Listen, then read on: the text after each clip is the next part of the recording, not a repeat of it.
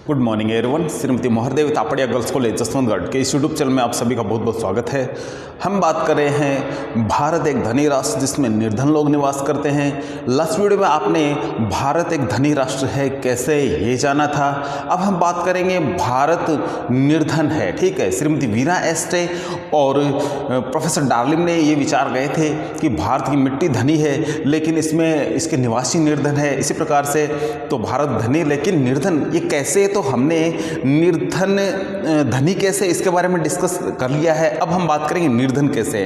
तो हमने कुछ पॉइंट्स ले रखे हैं जिनके आधार पे हम बताएंगे कि भारत निर्धन कैसे है, गरीब कैसे है, भारत को निर्धन क्यों मानते हैं लोग जो विदेशी लोग हैं। तो इसके पीछे बहुत सारे रीज़न है हमने लिख रखे हैं। तो स्टार्ट करते हैं पहले रीज़न से ही। तो पहला है प्रति व्यक्ति आय में कमी। तो भारत में प्रति व्यक्ति आय की बात करी जाए तो बहुत कम है। अभी आप आंकड़ा देखेंगे तो एक वर्ष में प्रतिवर्ष आय है ये $1630 है। यानी भारत का एक आदमी एक साल में कितना कमाता है, औसत रूप में $1630। और इसको यदि हम एवरेज यदि एक बार 70 से मल्टीप्लाई कर दें तो इसकी जो अमाउंट है ये है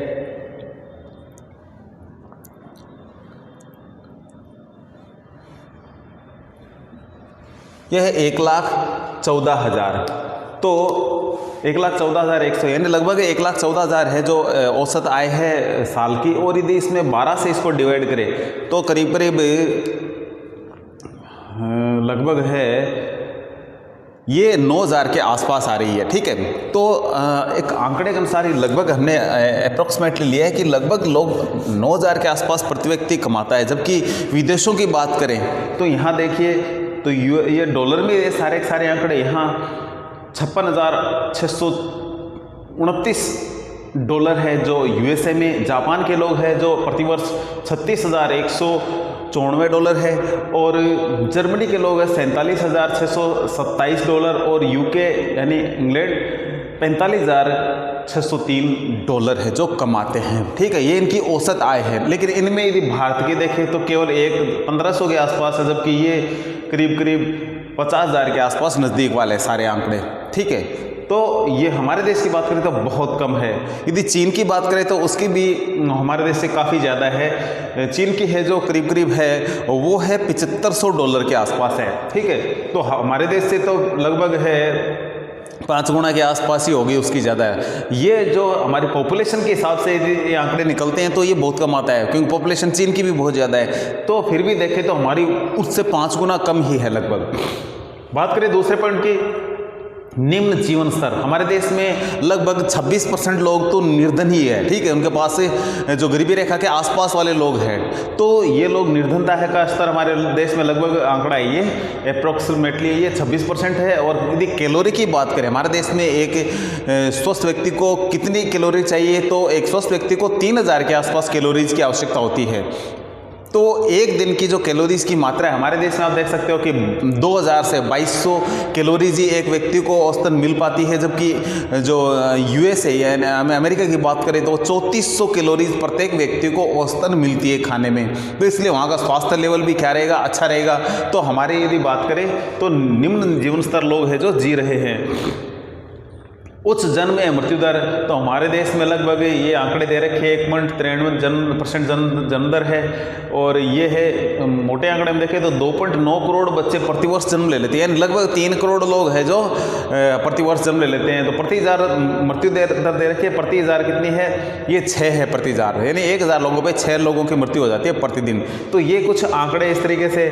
तो हमारे देश में जन्म दर बहुत ज़्यादा है, तो ये एक बहुत बड़ा रीज़न है। बहुत ज़्यादा लोग जन्मेंगे और वो जैसे जन्मते हैं तो बड़े भी होते जाते हैं, तो उनको रोजगार की आवश्यकता होती है। तो रोजगार नहीं दे पाए देश तो फिर वो एक बड़ी समस्या का कारण, तो निर्धनता अपने आप ही फैल जाती है। नेक्स्ट पॉइंट है निम्न औसत आयु। हमारे देश में जो लोगों का जो औसत आयु है, जीवन है, वो है 64 से 65.5 के बीच में औसत हमारी आयु है। हमारे देश में भारत के लोगों की वो है 64 से और 65.5। और जब बात करें अमेरिका की, यूएसए की, तो यहाँ पे औसत आयु 78 वर्ष है। यदि बात करें यूके, इंग्लैंड और रूस की, तो ये 68 से 72 वर्ष यहाँ के लोग हैं जो औसतन अपना जीवन जीते हैं। लेकिन भारत से तो ये कहीं आगे है। तो ये भी एक कारण है। नेक्स्ट हमारा पॉइंट है वो है उत्पादन की पिछड़ी तकनीकें। हमारे देश में आज भी उत्पादन की जो पुरानी तकनीकें हैं उन्हीं पे गौर किया जा रहा है, उन्हीं को प्रयोग में ले रहे हैं लोग, जबकि इतनी नई नई तकनीकें आ गई उत्पादन की जिनसे कि उत्पादन आप जल्दी भी कर सकते हो, बुआई कटाई हर चीज़ों की मशीनें आ गई है, लेकिन वो हर क्षेत्र में अभी तक भारत के पूरे क्षेत्र में अभी तक पहुँच नहीं पाई है, क्योंकि हमारे जो देश की जो किसान है वो मानसून की कृषि पे डिपेंड कर रहे हैं। तो मानसून जब अच्छा आता है तो अच्छा हो जाता है, मानसून खराब आता है तो खराब कंडीशन होती है। लेकिन मानसून यदि अच्छा भी आ जाए तो भी फसल यदि अच्छी होगी तो उसको कटाई के लिए, उसकी बुआई के लिए जो चीज़ सामान है जो वो उनको नहीं मिल पाता है। पुराने तरीके से अभी बैल लेकर के, वो हल लेकर के उसी तरीके से उनको बुआई करते हैं, और कटाई के लिए अनाज को कूट कूट करके आज भी लोग हैं जो उसी तरीके से अनाज है जो निकालते हैं। तो पुरानी तकनीक का प्रयोग करेंगे तो फिर उनके मेहनत ज़्यादा होती है, लागत भी ज़्यादा आती है, तो इस तरीके से ये परेशानी का भी कारण रहता है। तो हमारे देश का ये कारण है उत्पादन की पिछली तकनीकों का प्रयोग करना। इसकी वजह से भी लोग कहते हैं कि ये देश क्या है, निर्धन है, अभी तक ये बहुत पीछे चल रहे हैं। नेक्स्ट हमारा पॉइंट है वो है बचत एवं पूंजी निर्माण की निम्न दर। जब लोगों के पास पैसा ही नहीं है तो बचत करेगी कहाँ से? तो हमारे जो बचत और जो पूंजी निर्माण है, पूंजी निर्माण बचत से ही होता है। हम जो छोटी छोटी बचतें बैंकों में, फाइनेंस कंपनी में, इधर बीमा में जो पैसा डालते हैं वो सारा बचत का पैसा उद्योग धंधों में इन्वेस्ट किया जाता है इनके द्वारा, और वहाँ से पूंजी बढ़ती है। ठीक है, यहाँ पे प्रोडक्शन लोन के रूप में ये बैंकें या बीमा कंपनियाँ उनको लोन के रूप में प्रोवाइड करवाती है, और वो उद्योग धंधों में लगने से बड़ी मात्रा में जो प्रोडक्शन होता है, और ये इसी से पूंजी निर्माण को हम समझते हैं। तो कहने का मतलब है वो बहुत धीमी गति है, लोग पूंजी बचत कर नहीं पाते, कहने का मतलब ये है। तो पैसे कमाते ही नहीं है, कम कमाएंगे तो बचत कहाँ से करेंगे? ठीक है, तो ये एक बड़ा दिक्कत का कारण है व्यापक बेरोजगारी। तो हमारे देश में पीछे के आंकड़े के अनुसार करीब 5-6 करोड़ के आसपास है, अभी वर्तमान में पीछे 7-8 करोड़ जो लगभग बेरोजगार है, और सरकार अपने अपने लक्ष्य रखती है कि हम इस साल 2 करोड़ लोगों को रोजगार देंगे। हर साल हम बात करते हैं ये करीब 3 करोड़ बच्चे प्रतिवर्ष जन्म ले लेते हैं, तो ये अगले साल ये 3 करोड़, अगले साल ये लगातार 3 करोड़ तो प्रतिवर्ष हमारे लोग बेरोजगार हो रहे हैं, क्योंकि जैसे 18-20 साल के हो जाते हैं लोग तो उनको रोजगार की आवश्यकता होती है। तो हर साल 3 करोड़ लोग बढ़ रहे हैं, तो हर साल 3 करोड़ नए रोजगार की भी आवश्यकता होती है हमें, तो दे नहीं पा रही अर्थव्यवस्था हमारी ऐसी। बढ़ती भिक्षावृत्ति हम देखते हैं हमारे देश में, जब भी हम किसी बड़े मेट्रो सिटी में, किसी भी छोटे मोटे शहर में चले जाएं तो वहाँ पे भिखारियों की लाइनें लगी होती है। तो हमारे देश में भिक्षावृत्ति है बहुत ही उच्च स्तर पे, ये मानिए आप। हमें भिखारी जहाँ भी जाएंगे भिखारी देखने को मिलते हैं, इवन हमारे घर पे भी भिखारी है जो भीख मांगने के लिए आ जाते हैं। तो आप सोच सकते हैं कि हमारे देश की कंडीशन क्या है।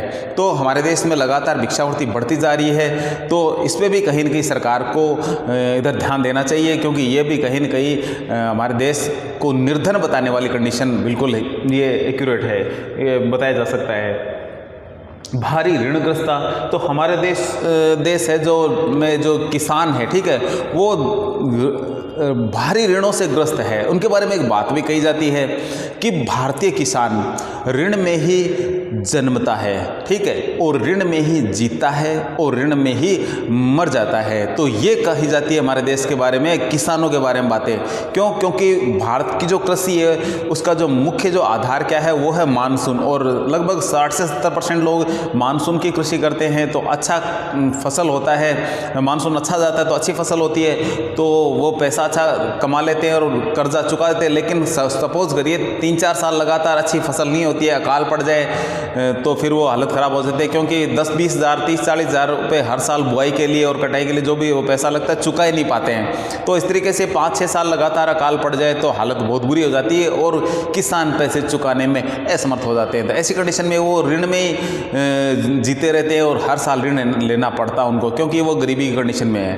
तो काम उनका मुख्य वही है, 6 महीने काम करेंगे, 6 महीने बैठ के उनको खाएंगे, तो फिर वो किस तरीके से अपना जीवन सुधार पाएंगे। तो ये एक बड़ी समस्या है जिसकी वजह से लोग कहते हैं भारत में निर्धन लोग रहते हैं।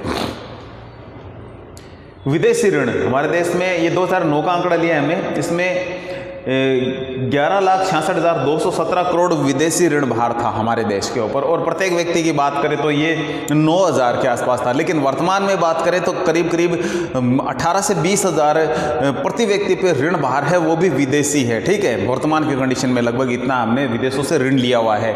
तो ये जब दूसरे देशों से इतना प्रत्येक व्यक्ति पे जो भी जन्म लेता है उस पर ये लगभग भैया 20,000 रुपये तो तू विदेशी ऋण से कर्जा लेके पैदा हुआ है। ठीक है, तो ये कंडीशन हमारे देश की है, तो फिर लोग इसको निर्धन क्यों नहीं कहेंगे? तो ये कारण है इसका।